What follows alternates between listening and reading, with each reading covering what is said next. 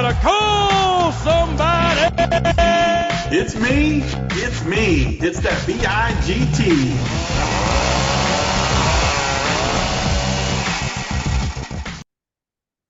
It's the Monday edition of the Print Factory. This is the last one of the 2022 season. Of course, it's happening in 2023. Happy New Year to everybody out there. And before I even got in here, before I even started this show, I'm happy because I got a helper today. Sincerely, Aura, thank you for helping me out. Hit the like button so you don't have to hear it. And one more thing, you'll notice that we're missing someone. And that's because he needs the likes. He needs 150 likes before he gets on. Very simply, 150 likes. Big T is going to join us mid-show. You guys might have seen on Twitter. It's his and Sweet Amber's anniversary. Congratulations to them.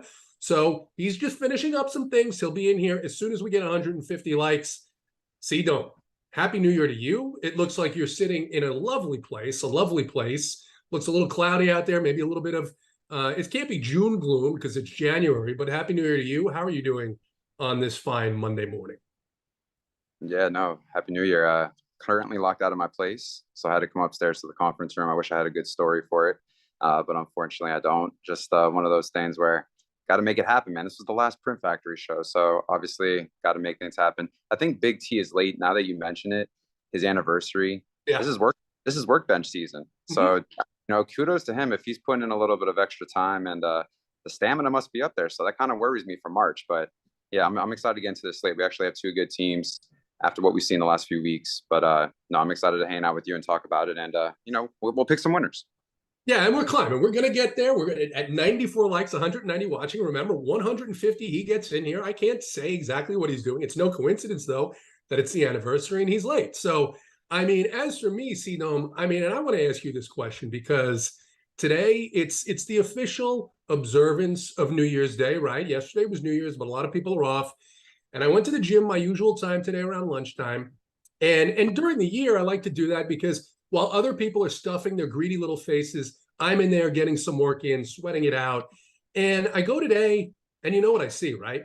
It's all these resolution people that are wearing their new gear that they got for Christmas. I know they're going to be gone in 2 weeks, but how do you deal with this phenomenon? Because I was just disgusted. I mean, I wanted to leave. How do you handle this in the new year? Because it's something that was just so hurtful today.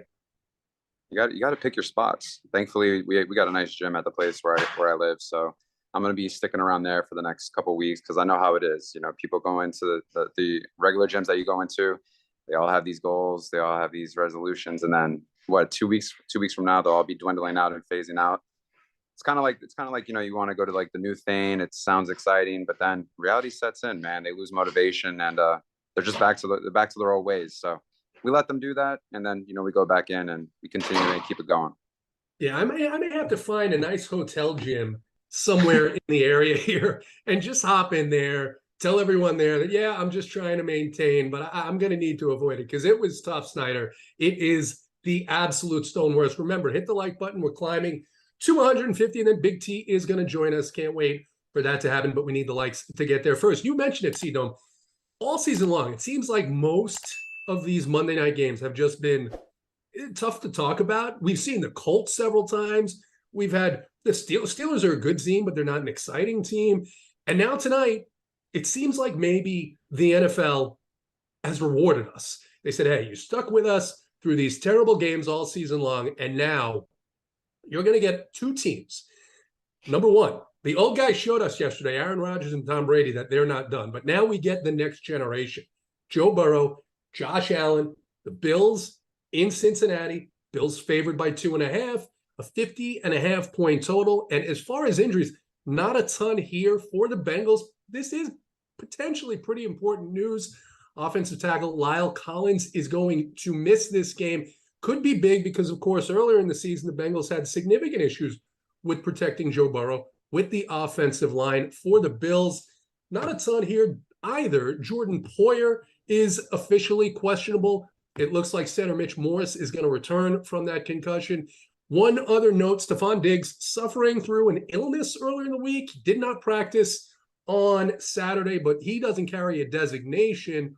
What are your overall thoughts here outside of the fact that we expect, right, an absolute track meet here. What are your thoughts on the overall game environment?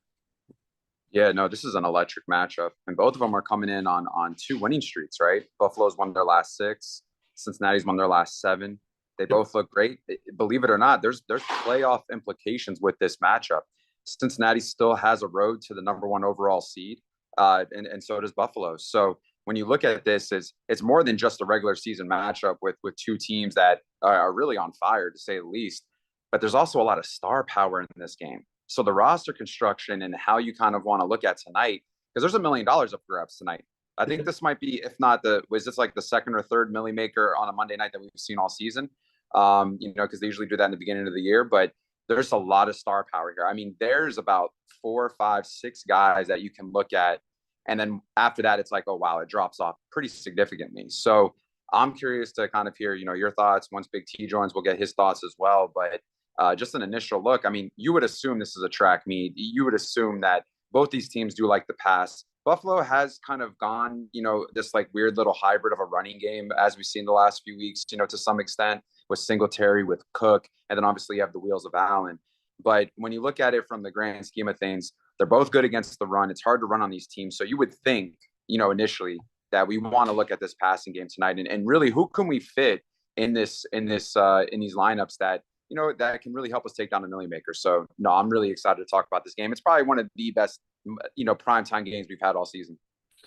It's one of the best primetime games. And you mentioned it. It's also really, it's not out of the realm of possibility that with that milli up top, big prizes across the industry, you could see a solo shipper here because of course, we know about Jamar Chase. We know about Stephon Diggs. Outside of that, though, Hayden Hurst is back. We've got Samaje Perine, who has been mixing in here with Joe Mixon on the Cincinnati side. And then, of course, Buffalo with James Cook, who's been emerging. Dawson Knox was banged up a little bit during the week. So you have some places here to go to get different. Obviously, the bulk players, quarterbacks, the wide receivers, and we'll talk through all that. CDOME, let's start with the quarterbacks. And then as Big T is hopping in here, 128 likes. Before we allow him to speak, we got to get to 150. You're at 283 watching. Let's get to the 150, and then we'll bring him in. CDOME, can you go wrong here? Joe Burrow, Josh Allen? I mean, you got to have both these guys in the lineup, right? Yeah, I mean, I don't know in what world. I mean, if you're really trying to get cute, you would want to fade these two. But believe it or not, I mean, we will see a percentage of the field tonight either not have one of these quarterbacks in their lineup. And I think from that, at least, that's already at least an edge per se, if you're just wanting to lock both of these guys. But I mean, come on. I mean, Burrow's going to throw a ton, right? Mixon is not the same Mixon that we've seen in the past as far as the running game is concerned. And then you have these guys that can really just put it on with Burrow, right? Higgins, Chase, Boyd. I mean, even Trent Irwin, man. I mean, he's kind of showed out, quite a few times this season. And then you got Allen. I think it's hard whenever we look at a slate and look at a showdown. You cannot fade a guy that can kill you with both his arm and his legs. And that's exactly what we got with Allen here. I mean, if you want to go ahead and, fade a guy that is probably going to run between 7 to 10 times, if not more, already upside there, because if he's averaging like 7 yards a carry, like he usually does on the ground in majority of these games, I mean, that's tough. I mean, that's already 67 yards right there. You're already at a complete disadvantage. So, yeah, I mean, I'm just curious kind of what this scheme looks tonight in regards to this matchup. And I will say, people are going to say, oh, he only threw 26 times last game. It was in Chicago. It was that winter storm that was passing through. I'm not going to look at that. I'm going to focus on the entirety of the year that he's done. He's thrown a lot of times where he's throwing 40. He's thrown 60 times in a game, believe it or not, this season. So both these quarterbacks are both electric. I think it's just you look at them, and what you got to decide is, am I putting Allen in the captain? Am I putting Burrow in the captain? And then how do I go from there? And also, which of these stud wide receivers am I going to pair him with? I think that's kind of how we're going to have to figure it out tonight. And the thing I was flirting with earlier is if you do have Allen or Burrow in the captain, and then you obviously want one of these studs to be with them, it's like, man, you're really kind of – it's slim pickings at the bottom here. There's not much to be excited about. So you're going to have to sacrifice at least one of these guys to a certain extent. And maybe that comes from the wide receiver angle or the running back angle. But I got to be honest with you, JT, I'm not fading Allen or Burrow tonight. I just don't see the benefit, to believe it or not. Yeah, and Josh Allen, outside of being an outstanding quarterback, maybe the safest rusher in this game, which is incredible to say, just the floor that he has. The people have responded, 155 likes. Big T, Happy New Year, happy anniversary. It's good to see you. We've got a game in your backyard with your team. You're wearing the jersey. Bills, insultingly, favored by 2.5 in Cincinnati. How are you doing? I mean, I was doing good until I got to see CDOME flexing on me here when I come in. I mean, look at last week he comes in with the tank top on, the noodle strap, and then this week he's freaking flexing into the camera. I mean, I'm intimidated. I'm not going to lie. Look at those guns. So, I mean, whoo. And then JT on the other end. I mean, I'm feeling little on this show. I know that much. We talked about the resolution people at the gym. Do you happen to have a resolution to get back into the gym ahead of your March showdown with CDOME? I already said I don't need the gym to beat him. I'll get right off the workbench and take him down. So that's light work, JT. He can be strong. I mean, what someone call him? Airplane? What did they say last week? Airplane mode or something where he looks good on the layup lines or something where he looks good in the layup lines. I forget what they said. Someone said he was team airplane, where he looks good getting off the plane, heading into the arena, and then everything flows fine. I can't speak to it. Haven't seen him play. Haven't met him in person. I actually told some friends that I knew him last week that watched the shows that he was on and had a great discussion. Like, oh, how big is? I don't know. I've never met him in person. I know those arms are looking big. I'll tell you that much. I do appreciate that. Skin tight shirt, showing them off for us. Where are you at anyway, C-Dome? What do you got going on here?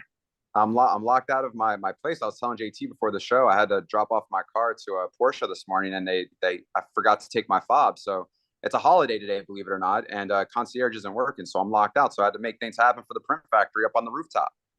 I love it. And a lot of good analysis. I was listening as I was waiting for my frigging computer to boot up, but you guys took care of it. I mean, quarterback, I heard you guys talking about quarterback. I think that's where you were.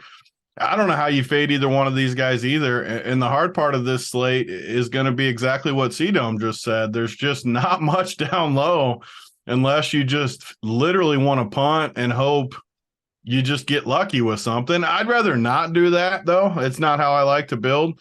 So how I plan to attack it, I'm not going to fade either one of them either, just like CDOME said. But I don't think you can put them in the captain, really, unless you get pretty creative. So I'm planning on just popping them in the flex. All of a sudden, you don't have to worry about 2 spots. Get rid of that salary.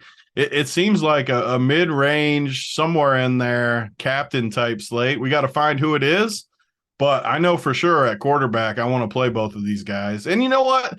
When they're this expensive, it's really hard for them to end up in the winning captain anyways, just because they're going to have to, like Josh Allen would have to maybe get 2 rushing touchdowns plus 2 more or something, go crazy, have a lot of people in the mid-range bust for that to happen. I don't know. I think a lot of guys get there tonight, and I want the floor of these guys getting me like 25 or so in the flex. We talked about this setting up like it could be a track meet here. We've got 2 teams, a lot on the line, still a chance technically to get that number 1 seed. Of course, the Chiefs going into Las Vegas next week. The Raiders gave the 49ers, surprisingly, everything they could handle. But then the 2nd seed is on the line at a minimum. Big T, 50.5 total. The Bills, like I said, favored by 2.5. Give us your overall thoughts, though, on this game in terms of what we see. Is this going to be like what we've seen between the Chiefs and the Bengals and the Chiefs and the Bills, where really it's the team that has the ball at the end that's going to go home a winner? I'm slightly worried that both of these defenses are better than everyone thinks. I know the Bengals defense is better than people think, and the Bills are secretly also good. So part of me is a little concerned that both teams drop back and just don't give up any deep plays, and they make you grind up and down the field. And when that happens, the clock's just going to be running the whole time, and you just won't get enough plays in to do it. But these are still 2 powerhouse offenses. They're going to score points. You got playmakers all over the field. I'm not saying I think it's going to go like way over or something, but it doesn't matter as much, I guess would be a better way to say it. Like, even if it's lower scoring, I still think all the volume and scoring goes through the key guys. I don't think it's going to be a slate where you see, I don't, some of these guys down low doing a lot, like the Quentin Morrises and Mitchell Wilcox and just these total punts. I just don't see that. I think all the studs show out tonight. I think Diggs and Chase and these guys have big games too. So it literally just comes down to roster construction for me. I mean, Tyler in the chat, I mean, since I've got on, the dude is literally choking the monkey to the Bills. I mean, calm down, Tyler. No pass rush equals Josh Allen smash. Why is that good for Josh Allen? He makes plenty of mistakes, and he loves to run. Like, if anything, that hurts him, in my opinion. So I don't agree with that point, but I don't know. If I had to bet, though, I probably like the under just because of what I said. I think both teams play back. I know the Bills are going to. The Bills are definitely going to roll a guy over on Chase, keep everything in front of them. I'd be stunned if they got behind the Bills' defense tonight. Doesn't mean they're not going to move the ball and score, though. Let me stick with you real quick because we talked before we came on about injuries. Hayden Hurst, of course, is back. How concerned are you about the injury to Lyle Collins, outside tackle for the Bengals? This was an area they struggled with earlier in the year. Does that mean that the Bills have a better chance now of getting a good rush on Joe Burrow and getting to him and making it a lot more difficult for him to complete downfield passes? Is Von Miller still out? He's out, right? He's out for the year even, or a while. Yeah, I mean, I just don't see it. The Bengals line's been better. I don't really, obviously it's a loss. Long term, it's a loss. He was their best lineman or one of their best linemen. It's going to be a loss, no doubt about it. But I just don't think it matters all that much in a one-game sample. And another thing, too, just as far as the game, the Bills have struggled more than people think. They haven't looked great to me. I know they've had some terrible weather spots. Heard CDOME talking about it. I agree with that. But they just haven't looked dominant like they have in the past. And I really just think the Bengals are the best team in football. I know they're my team. They started 0-2, but look at their schedule, man. We do this a lot on the shows with Hoop and me where we look at the schedule. Cincinnati hasn't had hardly any cupcake games lately. They've beat everyone in the AFC. Look down the list. Literally every team they've beaten except for the Bills tonight. So I don't know. I think it's two really good teams. I think it goes to the wire. I'd be stunned if it was a blowout either way tonight. And, yeah, I mean, that's where I'm at overall. All right, CDOME, let's kick it over to you. Before I do that, 178 likes. We've really slowed down on the likes. I know the Big T is here, but he would like to see the like continue to be smashed. So keep doing that. Let's get to 400 today. It's a Monday. It's a holiday. It's the new year. We're feeling a little bit generous. Get us to 400. And then, as Aura said, we'll stop asking about it. We get to 400. Promise you, we will not mention it again. CDOME, we know that we want to play the quarterbacks. We've got to find some other players here before we get to the wide receiver position, which, of course, is loaded.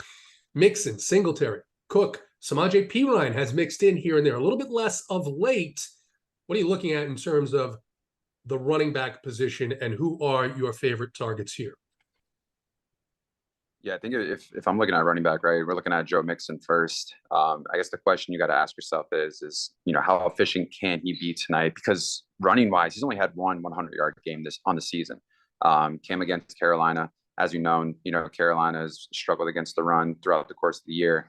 But also, that was like an anomaly game. That was the Big T kind of death game where he was against Joe Mixon and then obviously went off for 58 points. But outside of that, though, I mean, what you're relying on with Mixon is really the receiving game. And so if they can neutralize him and, if let's just say that they really kind of blitz and they draw up some more pass rush, typically what happens is the running back goes and picks up either the blind side or is picking up that extra pass rush for that blitzer. So does that kind of take Joe Mixon out of a lot of kind of plays? And so you have to ask yourself, is Joe Mixon a guy you kind of want to either be on the field with, or, do you want to have some underexposure?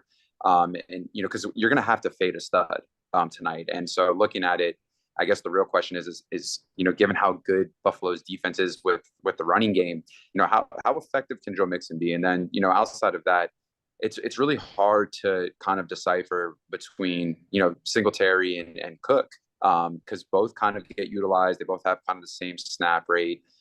What we've seen, over the course of the season is Singletary can go off, And he can also have, a regular 5, 6, 7 point fantasy game. It's been inconsistent. So I think, with my exposure to Singletary is kind of how his play has been throughout the year, inconsistent. So I'm going to sprinkle exposure. I'm not going to be, too crazy. James Cook is kind of interesting, right? Because, he does have that speed. If he gets out into the open, he's a powerful runner. He's bigger than Singletary. 3 of his last 4 games, he's had double-digit fantasy points. I don't mind that whatsoever. And his price point kind of warrants maybe, wanting to go there rather than Singletary's 5,600. And so if you think that he'll be involved in the passing game as well, which is just an added bonus, let's just say he gets his 10 plus carries, he gets like 3 or 4 targets. I think that warrants the 5,600 price point. So I don't mind that whatsoever.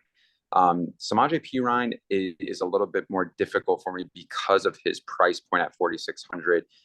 He's not as utilized as he is when Mixon is, out of the game, obviously, as we saw earlier this season with the injuries. So with Mixon not in there, the guy was smashing. When he's not, though, you're getting like your typical 5 to 6 fantasy point. And I don't know if that's something that can really help take down the $1 million prize tonight. So I think maybe, if he can fit, and let's just say you don't want to go Tyler Bass or Dawson Knox or, that range, you can sprinkle him in, but I don't know if he's necessarily a priority for me. I think there's too much upside with the passing game tonight that it makes me really want to make sure I have a lot of combinations of wideouts. So I think maybe I'm a little bit just on the under when it comes to the exposure to the running back position. All right, guys, hit the like button. We're halfway there, 204 with 479 watching. We can certainly get to 400 if you're not a member at runpuresports.com. Going over and check it out. We've got core plays, a ton of premium content, up to lock shows. Big T is going to have his player pool.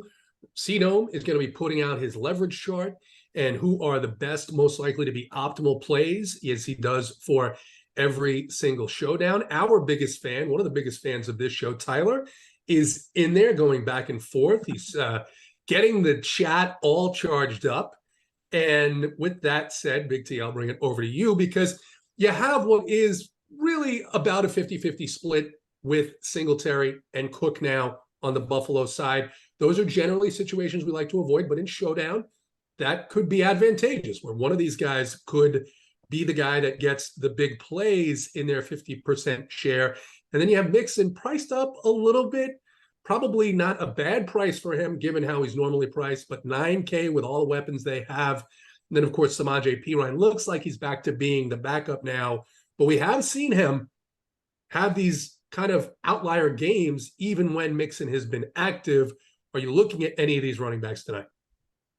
Yeah, I mean, first of all, too, Tyler, I mean, no one thinks the Bills are underdogs. They're the 1 seed and they're favored in Cincinnati, and everyone's betting Buffalo. So what do you? He's like how Belichick and these coaches like just keep telling themselves that they're an underdog, even though they're not. Like, no one believes in us. No one believes in us. Like, everyone believes in you. You're the 1 seed and you're favored on the freaking road. So like that, I don't understand that. But so with the way I think these defenses play, and this is where showdown gets kind of tricky because I think you can play all of these guys, not together, obviously, but if the defenses do sag back and let these teams kind of nickel and dime yardage, these guys just have to be good plays. And I've played James Cook all season. I've liked him even before he started getting work. Loved him at Georgia. I think he's a great play. And I think Perine is basically the same play as James Cook, almost identical. Bengals love Perine. He got a touchdown in the Super Bowl. He got a big play in the Chiefs game last year in the playoffs.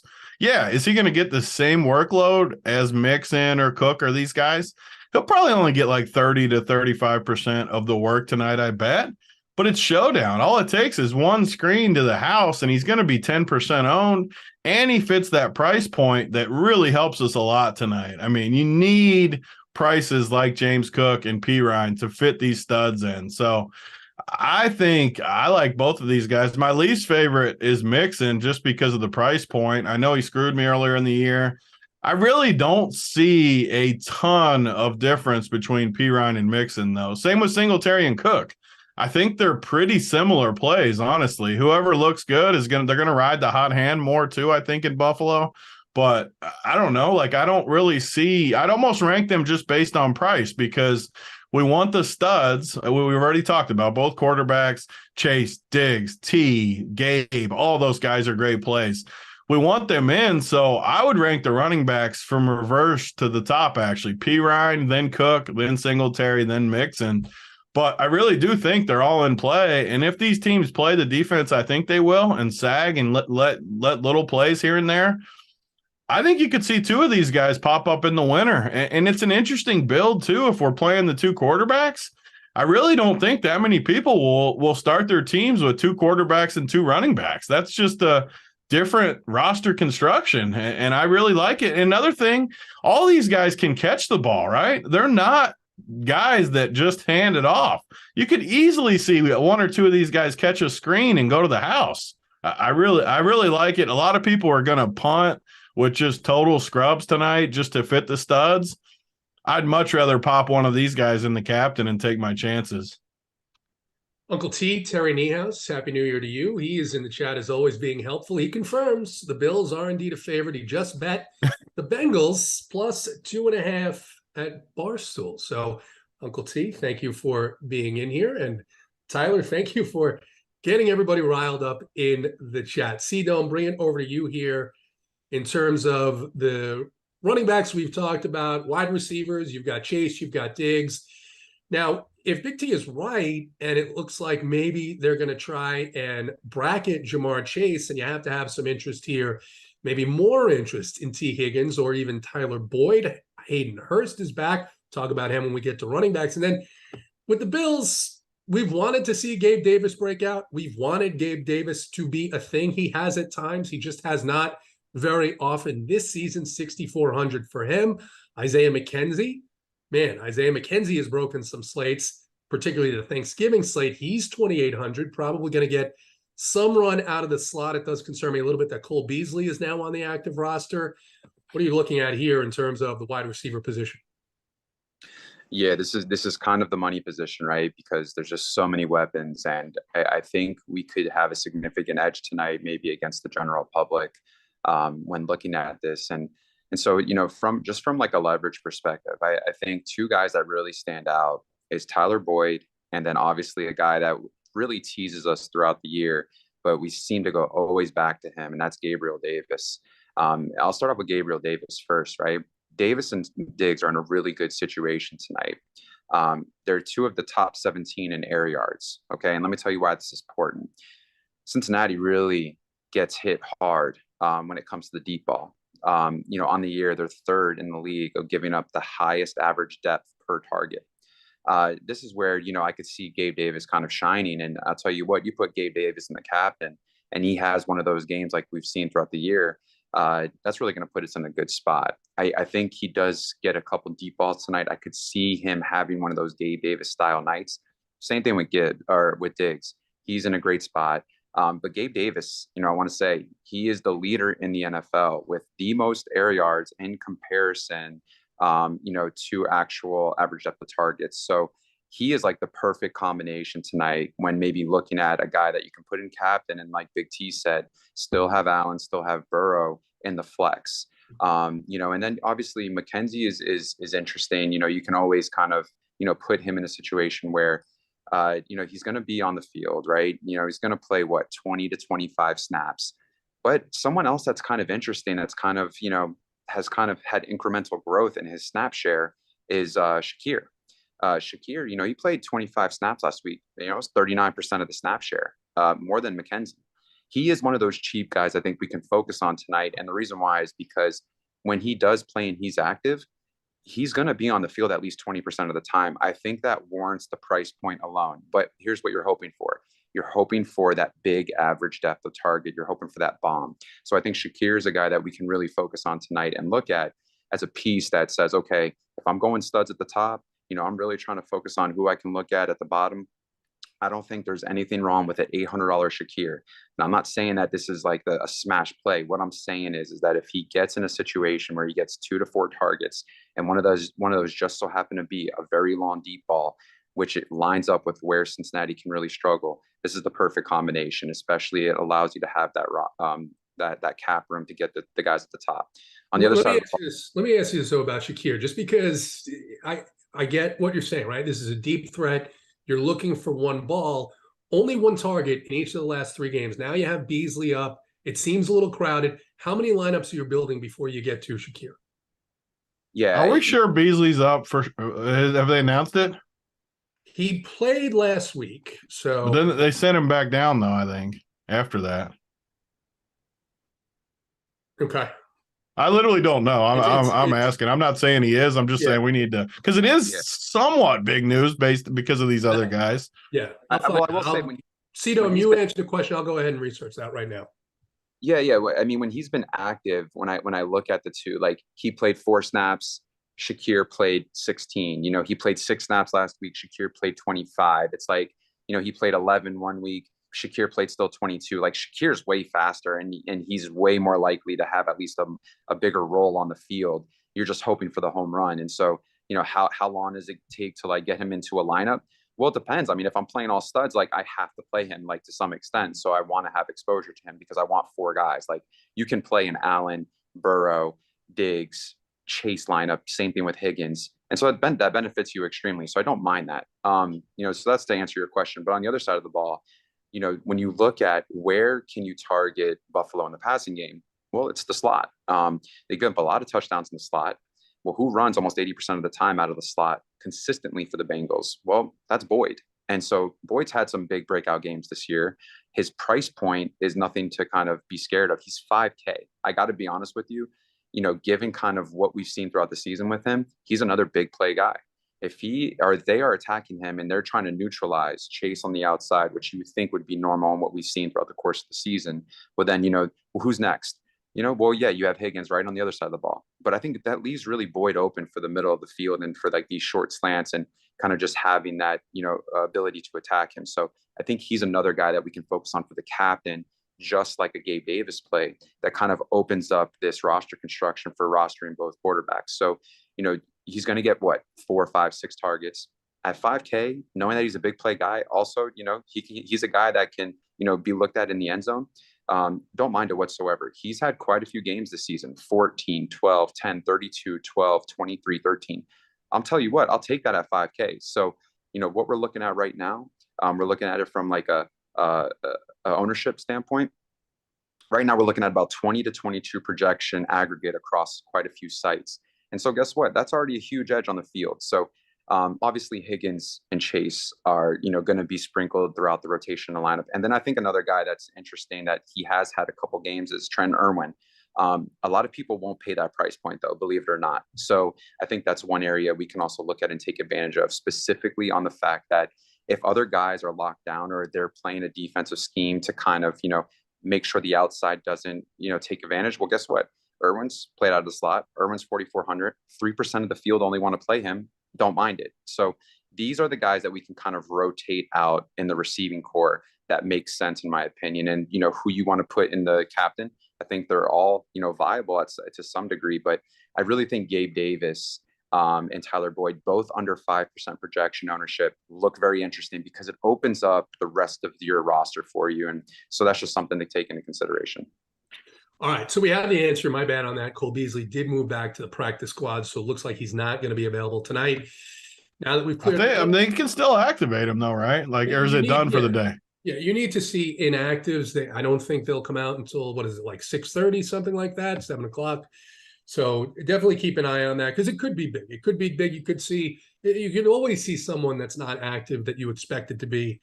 And there's news also on Jordan Poyer, who's officially questionable. So if he misses, that's big, obviously, for the Bengals offense in the middle of the field. Big T, I'll kick it to you guys. Hit the like button. We're trying to get to 400 here today, and we're not quite 70% there yet. So let's keep that going. Thoughts on wide receiver? You talked a little bit about concerns about what the Bills would do to try and limit Jamar Chase. We saw the Patriots kind of do something like this with him last week. What do you expect for him? And then can you get on board with some of these lower price plays, the Irwins, the Shakirs, Isaiah McKenzie, what have you? Yeah, I mean, there's just a lot of good plays, as CDOME was talking about. That's the hard part of this game. One of the reasons I just want to lock in the 2 quarterbacks in the flex is it eliminates some of the decision points, because there is a lot of decision points on this game.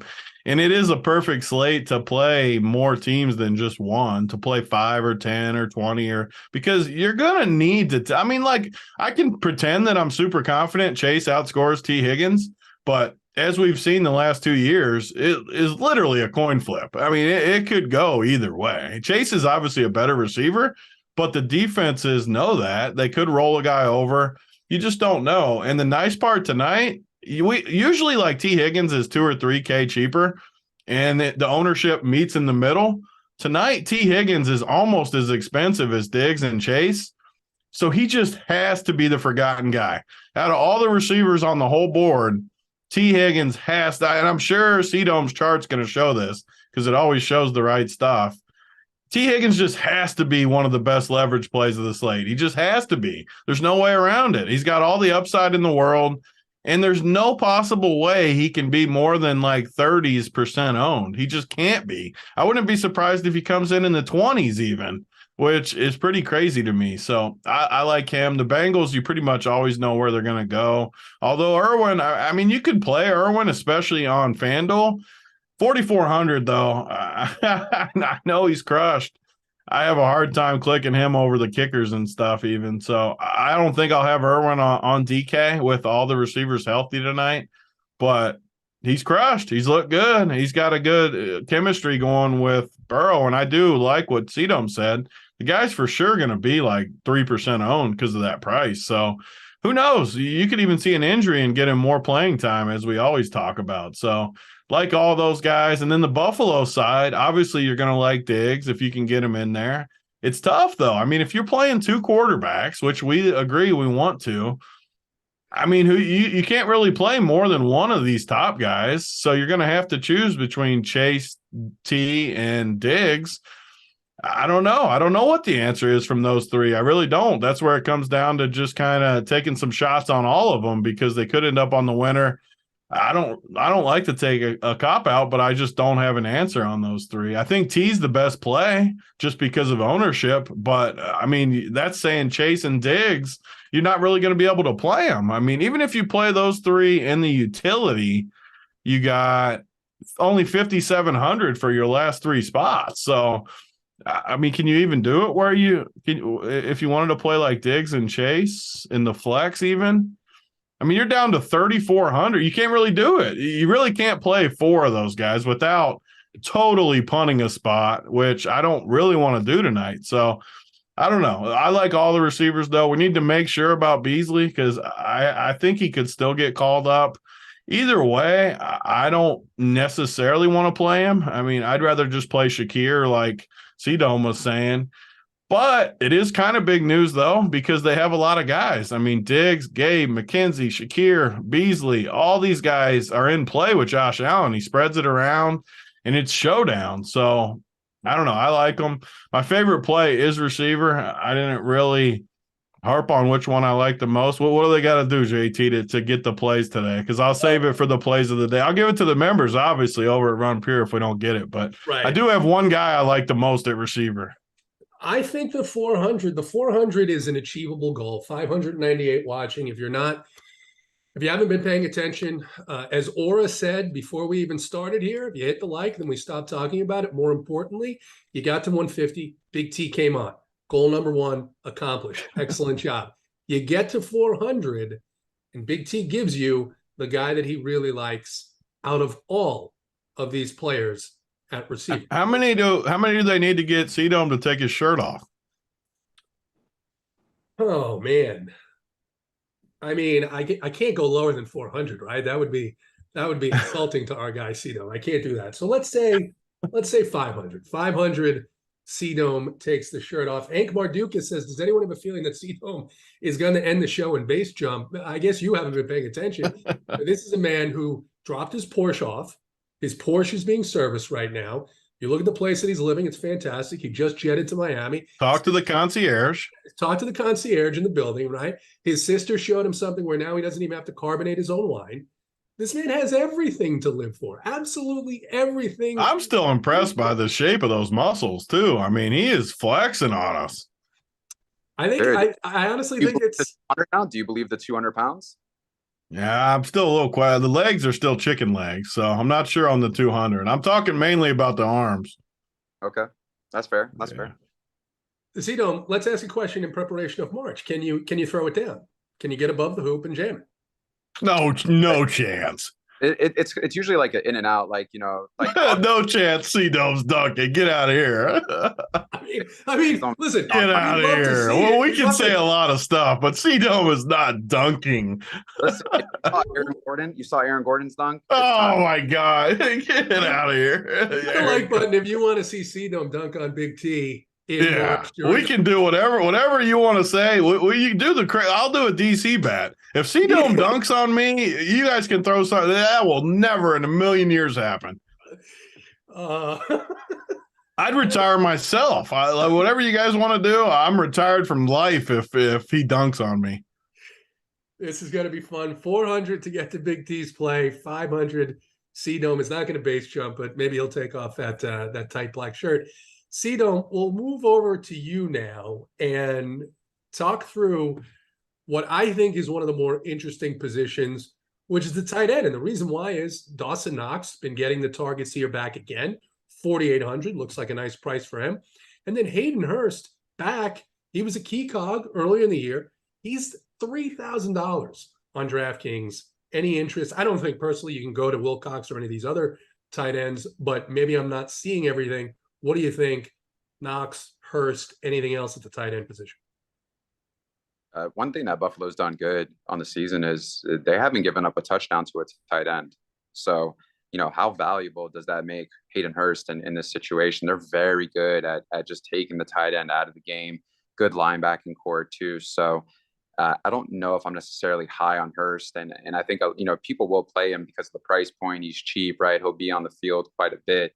But for me, it's like if they're that good at really just taking away that position out of the game, do I really want to just waste lineups on that? So I don't necessarily think so. And so I think I'm going to have to pass on Hurst. But I will say Dawson Knox has been kind of like, revived from earlier this season. I mean, he was just an absolute dud for a majority of the season. And these last 3 games, he scored a touchdown every game, minimal 5 targets. The average catch per target is well over, 10 yards. So I will say, yeah, like you have to consider him. I think this little price point area of between Cook and between, McPherson, right, is going to be interesting. I think you can rotate these guys out of different lineups. And I think they're, all valuable plays essentially. And I think even if it gets crazier, if you, want to roster 2 of these players in this price range and one being Dawson Knox. So yeah, I think when it comes to comparing the two,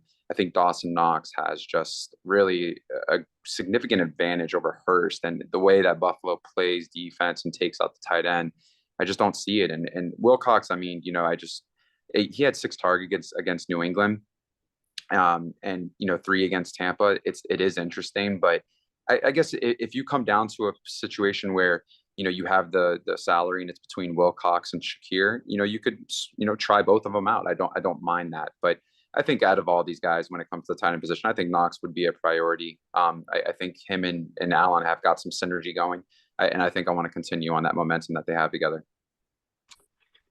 Parabay, who's one of our members in the Discord, always talking through the plays, says he loves the idea of running Allen naked and playing Burrow with his wide receivers because Allen spreads the ball around more, where Burrow's target tree is a bit more condensed. Big T, thoughts on that strategy?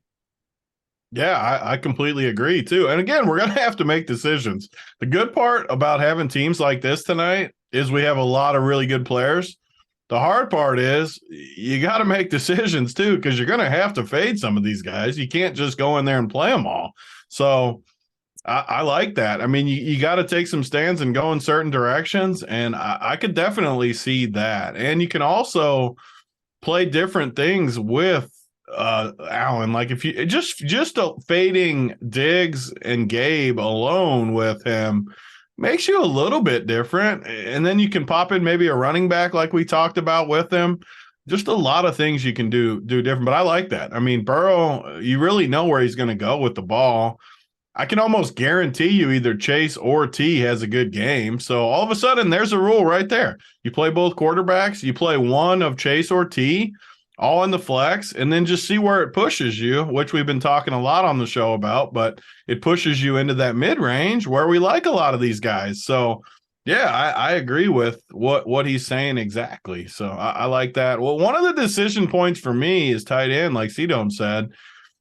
I almost think you can fade these guys. You got to take stands somewhere. I really like the Hurst fade with him. 3K, cheaper, same price range as the kickers, but similar. He's been hurt for a while. Buffalo's good against the tight end. And he's going to catch like 30% ownership, I think, just because of price point. People need this price point. Are these guys good plays by the projection? Absolutely, because you need mid-range plays.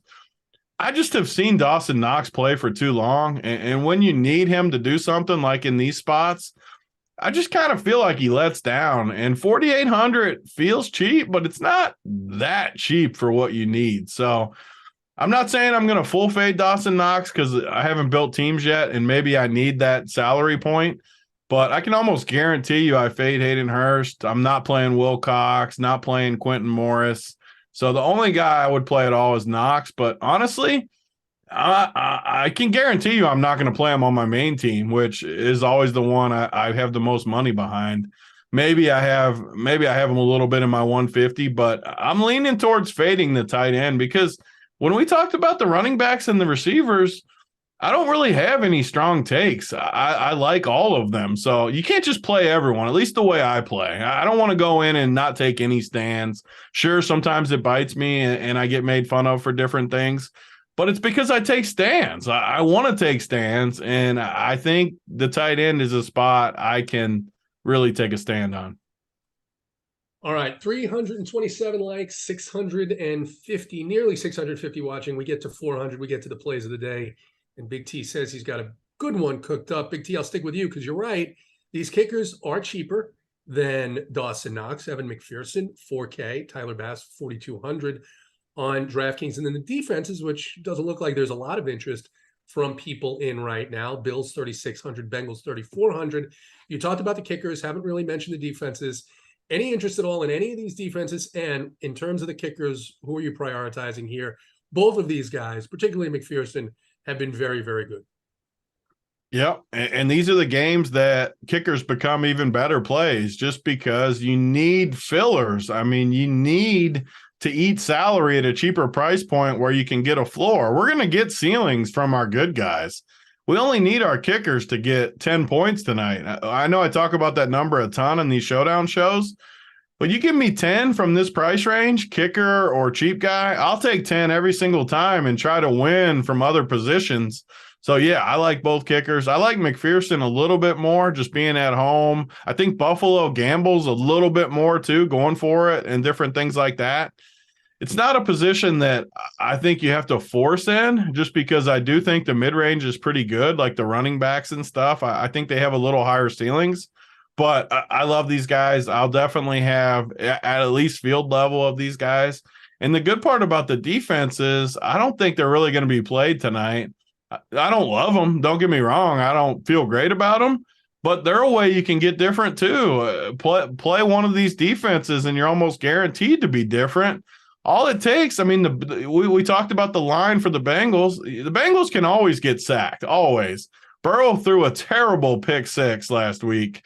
Just threw it off his back foot, dead pick six the other way. Josh Allen has turned the ball over all year long.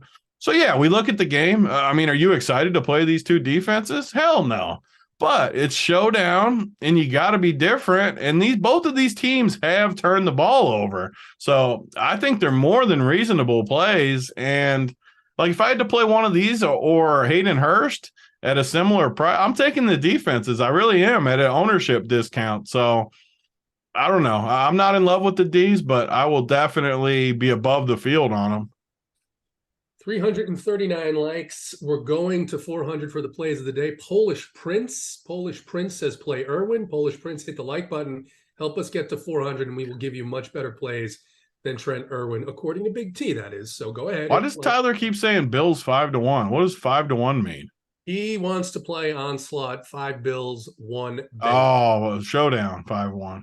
That's what I'm guessing. Yeah, Tyler, that ain't gonna win, Tyler. Tyler, hit it up if I'm gonna right. help Tyler out. I like him. He's an anchor to the bets product. That ain't gonna win, Tyler. Tyler, tell us in chat who the one Bengal you would play is. I'm curious. It better be Burrow if you're only playing one. Racondo. What, are they gonna shut him out at home? Tyler, respond in chat. 3-4. Tyler, at least play 4-2 if you like Buffalo. At least 2 Bengals.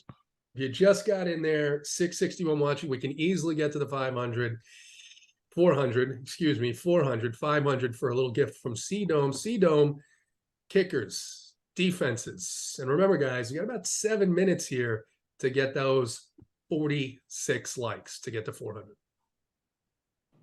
Yeah, I think, don't want to make them a priority, but I will say Buffalo doesn't give up a lot of field goal attempts. I also concede tonight where field goals don't necessarily help both teams. I think they're going to need to get into the box more. So like someone mentioned earlier, I think it was you, JT, or Big T mentioned it about, taking a couple more chances. Obviously I think Buffalo 4th and 1, 4th and 2.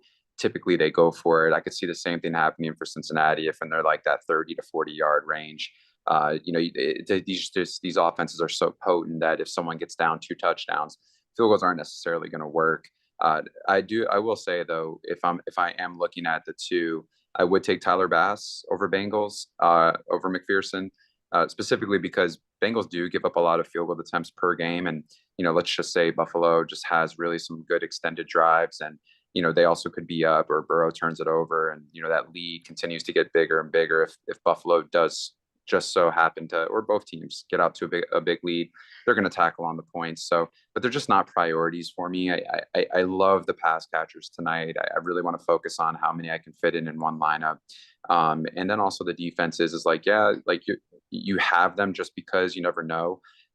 Defenses can just, sometimes do get there and they can be in the optimal. So I don't mind playing a defense against a quarterback either. It's like Big T said, Burrow gave up that pick 6 last week. We've seen Allen, have turnovers. So for me, I get it. But they're just not priorities, man. I do want to focus on other areas. And so I'm just going to kind of limit that type of exposure. But, they're there, and I get it if you want to play them. All right, 369, 31 to go. Sweet Travis Mangone is in the chat. Travis, hit the like button if you haven't already, please.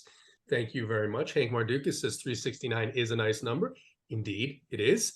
Big T, we'll bring it over to you. Now, here we are. We're looking at... We should have made 369 the number. I like that number. Yeah, that's a good number. Go ahead. We can't now. We got to get to 400. I like that number, though. Like for future shows. Yes.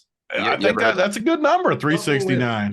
Something. Or like 669 or something. Like, I like those numbers. Something. You ever heard that Get Low song? I think it was like, Little John, 369? Yeah. See? So drop it to the floor maybe one more time. Get low. There you go. There you go. All right. So in the future, something ending in 69. For today, 374 is not going to do it. Get it to 400. Big T, let me make this point, because we're talking through this game and we're kind of talking in a little bit of circles here in terms of what we expect. While we know that both teams are absolutely loaded in terms of offensive star power, we're also talking that, hey, maybe it's a lower scoring game. I think it was just a couple of weeks ago, we were all excited about a matchup that had a lot of offensive pieces that we could have played, and it turned out the exact opposite. It was more of a chess match. It was more of a boxing match, and both defenses were optimal. Is there a world where you could see this game going that way, where everyone overloads on the star receivers, on the quarterbacks, and what you really end up needing are both defenses and both kickers? I think the game definitely could play uglier than people think, just because it's 2 really good teams. And like I said, I think both defenses are better too than people think. But I can't see a world where 2 defenses or even kickers end up in there. These guys just have to – some of these guys have to get there. I could see a world where like 2 or 3 of the running backs plus 1 defense or kicker gets there. I could see like that type of build, and maybe like two quarterbacks, 3 running backs, no receivers. I mean, that's That's something I could see getting there, like an ugly game with a bunch of dump offs and none of the like stud receivers get there. And that's a different roster construction. This is the best part of Showdown. There's literally so many ways you can attack a Showdown slate that there's really no wrong answer. As long as you build your teams based on your plan, I think you're doing it right. So I do think this game plays uglier than people think, though. I'd be stunned if it ended up like 41-38 or something, like a total crazy shootout. I hope it does, though. It'd be a fun night, like that college game the other night. Yeah, definitely. It was hurtful to see that you were backing Ohio State, but if I'm being honest, how do they not win that game? If I'm being honest, they probably should have. So, it just sucked that Harrison got hurt. That's what annoyed me. Like he was just dominating. He's completely fine on the bench. This is going to sound bad probably with the way the world is today, but he was totally fine. He wanted to go back in the game. Like, what are we doing? The Tua thing's got everyone scared now. Oh yeah. I mean, that's a unique situation, but I think there is certainly a little bit of hesitation when it comes to someone getting injured, especially a young kid like that with his whole NFL career ahead of him, that maybe they're gonna look at it. And listen, props to them if this was the thinking that, hey, we'd love to win this game and go to the national championship, but Marvin Harrison is more protect the kid than winning. I mean, I respect that too. That's a good point. Like if it did come down to that and we're like, listen, we want him out there, obviously, but yeah, I mean, I respect that if that was the case. It sucks for the team, especially when you're rooting on them, but definitely long-term health for someone. I mean, the dude's the best receiver in the country, so there's bigger things to fry than that game. So I do agree with that. Absolutely. 394, only 6 away, 712 watching. So some of the new 100 people that hopped in, go ahead, hit the like button. At 400, you get the plays of the day. And Big T says he has a winner. He has one that is absolutely not going to disappoint. CDOME, we talked about it, playing the captains in flex, playing the quarterbacks in flex. Who are your favorite captains? And then give us a bold call here. What's going to happen in this game that you feel really, really strongly about? Yeah, I think Gabe Davis is one of my guys that I'm going to just throw into the captain. I spoke about kind of the situation that he's in tonight with how many air yards he gets, the average depth of target against Cincinnati. I really think I want to focus on, Gabe Davis. I want to focus on the slot with Tyler Boyd. And then, I think I'm going to sprinkle in different Diggs captains, Higgins captains. I don't mind any of that whatsoever. And then, I will have, one or two, captains of what's his name? Trent Irwin. I think, just in case if he has another 15, 17 point game and his salary allows me to kind of dig deep and get 4 guys that I truly want, I don't mind that whatsoever. So I think majority of my captains will be pass catchers, 100%. I think a pass catcher in the captain tonight is the winning lineup. And I think from there, you have both quarterbacks and you kind of figure out the rest. So I think that's kind of the best way to look at tonight. I really do foresee some high scoring tonight in comparison to what we saw maybe last night. These offenses know how to score. They know how to move the ball. There are weaknesses in both defenses. So that's kind of where I'm going to go. And I think I'm going to stick with that. And I think my bold call is there will be a guy, I think potentially, I think what we see tonight in my bold call is there's a guy under, 3,600 that will be in the winning lineup. All right. There's a guy under 30. You can be bolder than that. Is that bold? Is that not bold? No, that's JT. Don't let him get away with that. 3,600 or low. You got to name a guy or something. No, CDOME, so try again. Yeah. Okay. I mean, he started the year with us, giving 3 great hot takes. And then he comes in. There's going to be a dude below 3,600 in the winner. That was very weak you can put those arms away. We don't need to see those arms with a take like that. Okay. Get the legs in the camera instead. Okay. I'll take it back. So what I'll say is this, that I think I'll be honest. Okay. Gabe Davis or Tyler Boyd will be the winning captain. There you go. See, I like that. Now we're cooking. Yeah. So you got sub 5%. Get the arms back in the camera now. The legs can go back away. All right. That's my bold call. I'm going to say, yeah. Or Gabe Davis or Tyler Boyd is going to be the winning captain. says CDOME 403 likes. So we will give out the plays of the day. JD wants you to get to 420 for some reason. Big T, captains, bold calls here, and a couple of pieces of news. Adam Schefter reporting that Jordan Poyer told Lisa Salters that even though he's playing through a torn lateral meniscus, he is going to be out there tonight against the Cincinnati Bengals. Jordan Poyer will play, according to Jordan Poyer. And then some interesting news that I actually think is good and exciting for next week, maybe a reason to not go to bed early. The NFL has flexed the Lions at Green Bay into the Sunday night game. So that was good. Something That to was look good. forward to next week, Big T. But for tonight, captains and a bold call, and then we will roll to the plays of the day. Yeah, so the one guy I really like, and I didn't talk about him a ton at receiver, but it fits the roster construction, fits what I want. The Bengals can be attacked from the slot. Mr. McKenzie, we've seen big games. He fits everything I want tonight. He's looked really good to me. I know he's been a little taken back the last couple of weeks. That just makes it even better because people are not going to play this guy tonight. He'll be like 20% owned, 2 or 3% in the captain. I think he fits this build at 2,800 literally perfect tonight. I want him in the captain chair though, because he gets me everything I want. I think we see about a 18-point game from Isaiah McKenzie tonight. It's hurtful in one respect because he was going to be my play of the day. Well, get in there. We can tag team on the Eiffel Tower. In another respect, I'm happy because if you're on the guy that I like, then I feel pretty confident about the chances of him succeeding. CDOME, let's go to you. People deserve it. Play of the day. You mentioned Gabe Davis. You mentioned Tyler Boyd. You mentioned that you like Irwin. You like Shakir. Who's it going to be? Yeah, I mean, I'm going to stay with it, man. I'm going to stay with my guy, Tyler Boyd. I think this is a great spot for the slot. We talked about how the percentage of his time in the slot is over 80%, more majority of the time. Talked about, kind of what you mentioned earlier about neutralizing the outside, especially Chase, and following up with that game plan, maybe that Belichick had as well. I think we see Boyd cook tonight, and I think this is a great spot as far as leverage is concerned. And it just gives you a nice pivot from the top two guys that a lot of people will be looking at. So Tyler Boyd, and I think you can put him in the captain. Don't mind it whatsoever. And it just opens up a lot for you in regards to roster construction. So Tyler Boyd is, my play of the day.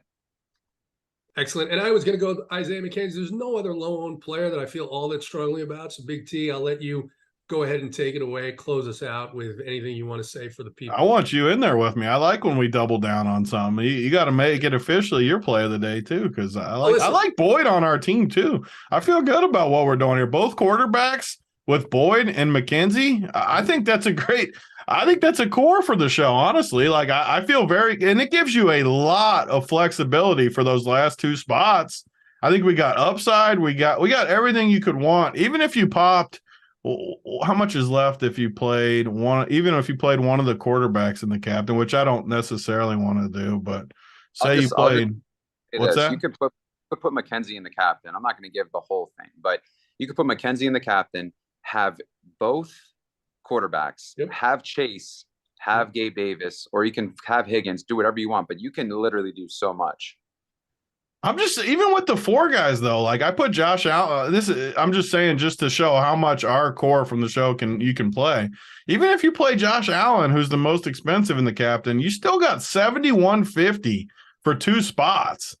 Like with these four guys, I think we got people for free here on the right path. 1,000,000%. The good part about McKenzie and Boyd, we don't need 30 points from them. We need 15. Like if they get 15, we are huge.